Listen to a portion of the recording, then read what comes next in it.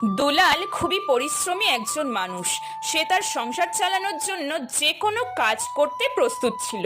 তাই সে রামলাল নামে এক ব্যবসাদারের বাড়িতে রোজের কাজ করত।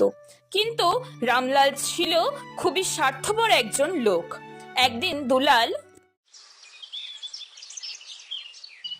বাবু, সব কাজ হয়ে গেছে। আপনি যদি এখন টাকাটা দিতেন তাহলে খুব ভালো হতো। কাজের বেলা লবডঙ্কা, অথচ টাকা চাওয়ার বেলায় 16 আনা। কই বাবু, আমি তো ঠিকঠাকই কাজ করি, তাও আবার সময় মতন। কি মুখের ওপরে আবার তর্ক করা হচ্ছে? হ্যাঁ, আমি কোথায় তর্ক করলাম? যেটা সত্যি সেটাই তো বললাম। আমি তো আমার সমস্ত কাজ সঠিক সময়ের মধ্যেই করে ফেলি, তাও আপনি এমনটা বলছেন। বেশ করেছি বলেছি। আর তাছাড়া তুই এখন আমাকে সত্যি মিথ্যে শিখাতে এসেছিস? দেখুন বাবু, আমি কোনো ঝামেলা করতে চাই না। আপনি এবার আমার টাকাটা দিয়ে দিন, আমি বাড়িতে যাব। এই নে ধর তোর টাকা। শোন, তোকে আর কাল থেকে কাজে আসতে হবে না। কিন্তু কেন বাবু? যে আমার মুখের ওপরে কথা বলে তাকে আমি একদম পছন্দ করি না। যা, দূর হয় এখান থেকে।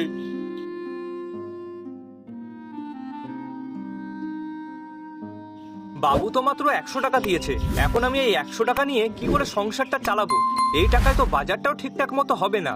এখন কি করব আমি? না, যাই, বাজারটা তো আগে করে নিয়ে যাই, তারপর না হয় বাকিটা দেখা যাবে। কোন অন্তত খাওয়াটাও তো কপালে জুটবে।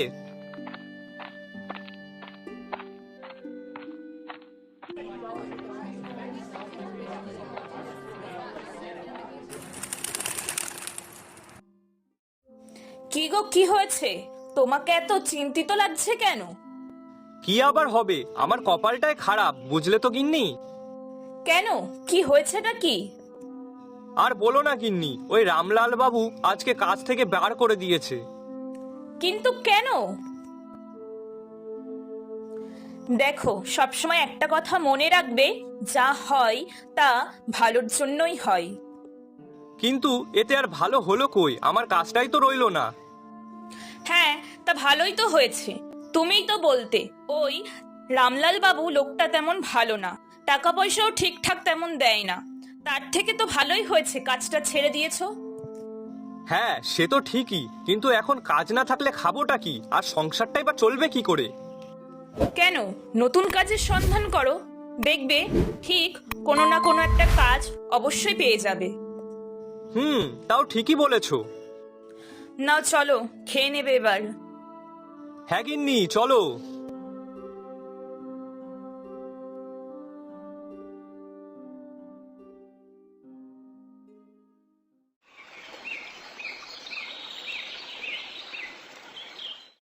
গিন্নি, আমি একটু বেরোচ্ছি, বুঝলে।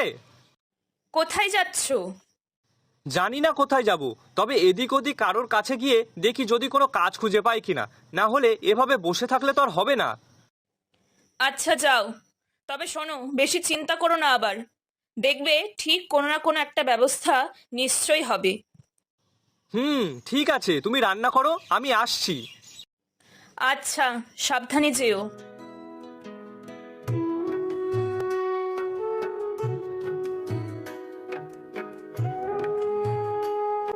দাদা, বলছি একটা কথা ছিল। কি কথা? বলছি দাদা, তোমার কাছে কাজ করার মতো কোনো কাজ হবে? যে কোনো কাজ হলেই চলবে, তোমার দোকানেও যদি রাখো তাহলেও হবে। আসলে আমার একটা কাজের খুব দরকার। না না বাবা, আমার এখানে এইটুকু ছোট দোকান, এখানে তোকে কি করে কাজে রাখবো? আমার নিজেরই তাই ঠিকঠাক চলছে না, আর তোকে কি করে কাজে রাখি বলতো? না না, যা অন্য কোথাও গিয়ে খোঁজ। দুলাল কাজের সন্ধানে এদিক ওদিক ঘুরে বেড়াতে লাগলো। হে ভগবান, একটা পথ দেখাও তুমি, না হলে আমি কোথায় যাব? কাজ না পেলে তো না খেয়েই মরে যাব। কি করি এখন? সেই সকাল থেকে এদিক ওদিকে ঘুরে বেরিয়েছি, কোনো কাজ তো পেলাম না। না, তার থেকে বরং বাড়িতেই যাই।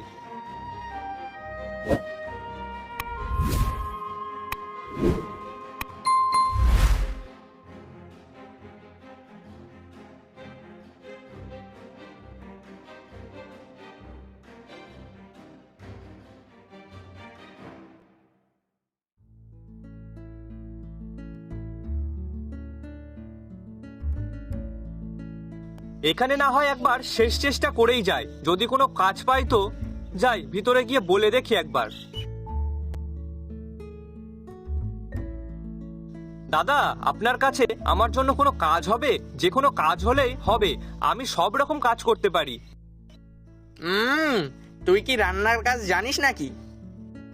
হ্যাঁ হ্যাঁ, আমি খুব সুন্দর রান্না করতে পারি। সত্যি? হ্যাঁ সত্যি, বিশ্বাস না হলে আমি এক্ষুনি রান্না করে দেখাতে পারি। আপনি শুধু একবার বলুন আমাকে কি রান্না করতে হবে। বেশ, তাই হোক। তবে রান্না যদি খারাপ হয়েছে তাহলে কিন্তু ক্ষতিপূরণ দিতে হবে। আচ্ছা বেশ, তা বলো আমাকে কি রান্না করতে হবে। আজকের মেনু লুচি আর চিকেন কষা। ওখানে রান্নার সব জিনিসপত্র রাখা আছে। আচ্ছা ঠিক আছে। হে ভগবান, তুমি তাহলে শেষমেশ এই দুলালের কথাটাও একবার ভাবলে। যাক, ঠাকুর ঠাকুর করে কাজটা পেয়ে গেলাম, এই অনেক। না যাই, তাড়াতাড়ি রান্নাটা সেরে ফেলি।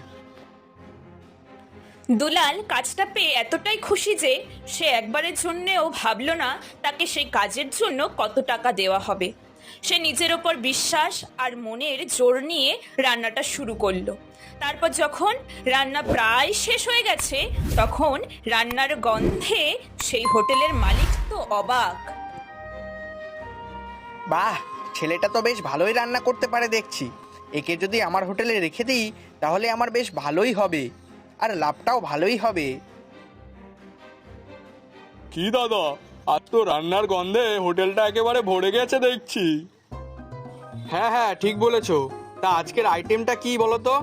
সুন্দর গন্ধ বেরোচ্ছে, মনে হচ্ছে তো খাসি রান্না হচ্ছে। হ্যাঁ, আজকের আইটেম হলো লুচি আর চিকেন কষা। বাবা, তাহলে তো খাওয়াটা বেশ ভালোই জমবে। হ্যাঁ হ্যাঁ, তাড়াতাড়ি দাও, গন্ধে যে লোভ আর সামলাতে পারছি না। হ্যাঁ হ্যাঁ, এক্ষুনি আনছি।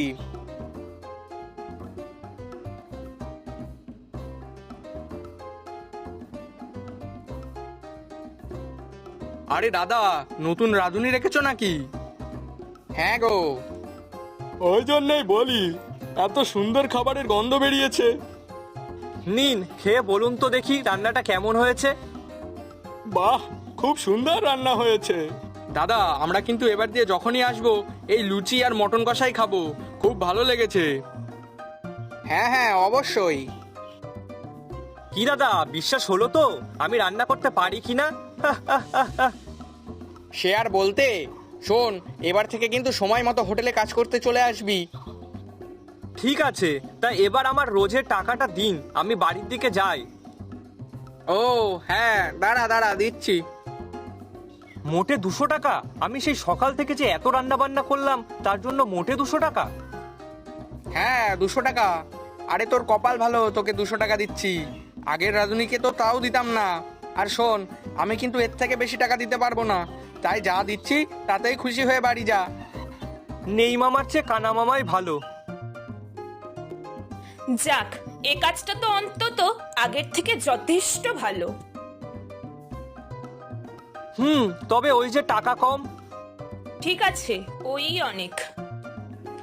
এইভাবে দেখতে দেখতে খুব তাড়াতাড়ি দুলালের হাতে রান্না করা লুচি ও মটন কষা খুবই বিখ্যাত হয়ে গেল। আর এখন সেই হোটেলে প্রায় খুবই ভিড় লেগে থাকে ওই লুচি ও মটন কষা খেতে। এইভাবে বেশ কয়েকদিন কেটে যাওয়ার পর দুলাল একদিন হোটেলের মালিককে বলল, দাদা, এখন তো আপনার হোটেলে আগের থেকে অনেক বেশি লোকজন হচ্ছে, আর তাতে অনেক লাভও হয়। তাই বলছিলাম কি, আপনি যদি আমার রোজের দামটা একটু বাড়িয়ে দিতেন তাহলে খুবই ভালো হতো। না, তোর তো দেখছি দিন দিন টাকার প্রতি লোভটা বেড়েই চলেছে। 200 দিতাম, এখন তোকে 250 দিচ্ছি, তাতেও তোর হচ্ছে না। আমি তো আমার কষ্টের দামই চাইছি। শোন, যা দিয়েছি তাতেই খুশি থাক। এর থেকে বেশি আমি আর দিতে পারবো না। তাতে কাজ করতে হলে কর, আর না হয়তো চলে যেতে পারিস।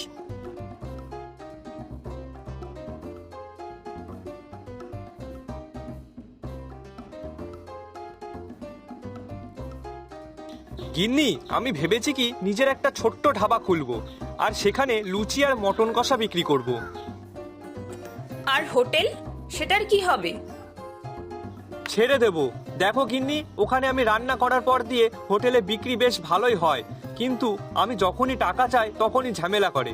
তাই ভাবছি আমি নিজেই একটা ব্যবসা শুরু করব। দেখো, তুমি যা ভালো বোঝো তাই করো।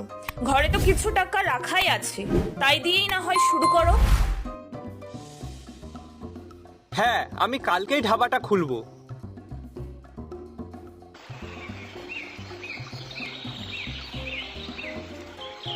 যেমন বলা তেমন কাজ। দুলাল ছোট করে একটা ধাবা খুললো এবং সেখানে লুচি ও মটন কষা বিক্রি করতে শুরু করলো। আর দেখতে দেখতে তার ধাবাতেও খুব ভিড় হলো এবং তাতে তার অনেক লাভ হলো। হ্যাঁ গো, এই ধাবা খুলে প্রথম দিনই তো আমাদের অনেক লাভ হয়েছে যে দেখছি। হ্যাঁ গিন্নি, এবার থেকে আমি এই ধাবাটাই চালাবো আর তুমি আমার কাজে সাহায্য করে দেবে। একদম, দেখলে তো আমি বলেছিলাম না, যা হয় ভালোর জন্যই হয়। এবার থেকে আমাদেরও অনেক লাভ হবে। ঠিকই বলেছো গিন্নি।